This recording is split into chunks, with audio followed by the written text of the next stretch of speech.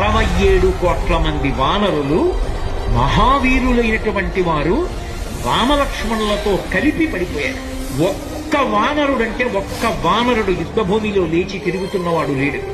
ఇంద్రజిత్ శక్తి తెలుసు కాబట్టి విభీషణుడు వెళ్ళిపోయాడు, దొరకలేదు. స్వామి హనుమ ఏ అస్త్రము చేత బంధింపబడరు కాబట్టి హనుమ ఒక్కరే ఉన్నారు. అందరిలో పెద్దవాడు, బ్రహ్మ యొక్క అంశలో వచ్చినవాడు జాంబవంతుడు నేల మీద పడిపోయి ఉన్నాడు. విభీషణుడు కాగడా పట్టుకుని అడిగాడు, తాతా కుశలమేనా అని అడిగాడు. వానరులలో శ్రేష్ఠుడైన హనుమ బ్రతికి ఉన్నారా అని అడిగాడు జాంబవంతుడు. విభీషణుడు అన్నాడు, తాత నువ్వు అడగవలసినది రామలక్ష్మణులు కుశలముగా ఉన్నారా అని అడగాలి. హనుమ కుశలముగా ఉన్నారా అని అడిగారేం తాత అని అడిగారు. మొత్తం వానరులు రామలక్ష్మణులతో కలిసి పడిపోయినా కూడా నష్టం లేదు. హనుమ ఒక్కరు బ్రతికి ఉంటే మళ్ళీ అందరూ బ్రతుకుతారు. అందరూ బ్రతికి ఉన్నా హనుమ ఒక్కరు పడిపోతే బ్రతికి ఉన్న వీళ్ళందరూ పడిపోతారు.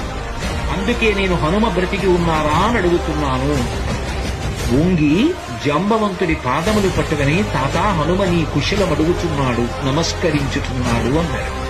కైలాసము పక్కన వృషభము అనబడేటటువంటి పర్వతం ఉంది. అక్కడ పరమశివుడు తన యొక్క త్రిశూలాన్ని ధనస్సుని నిలబెడతాడు. అక్కడే ఆదిశేషుడుంటాడు. 2 పర్వతముల మధ్యలో ఓషధీ పర్వతం ఉంది. ఆ ఓషధీ పర్వతంలో 4 ఓషధులున్నాయి.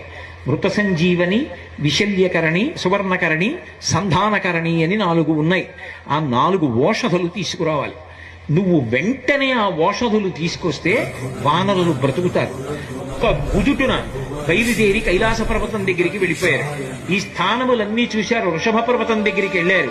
2 పర్వతాల మధ్యలో ఓషధీ పర్వతాన్ని చూశారు. ఓషధీ పర్వతం హనుమ వస్తున్నారు, ఓషధుల్ని తీసుకెళ్లిపోతారని కనపడకుండా వాటిని దాచింది. నా స్వామి అయినటువంటి రామచంద్రమూర్తి కార్యానికి పనికి రాకుండా ఓషధుల్ని దాస్తావానని ఆ సంజీవని పర్వతాన్నంతటినీ పెళ్లగించి చేత్తో పట్టుకుని ఆకాశ మార్గంలో కించిత్ శ్రమ పడకుండా కాంచనలంక ఉన్నటువంటి దక్షిణ తీరానికి చేరి యుద్ధభూమిలో దింపారు.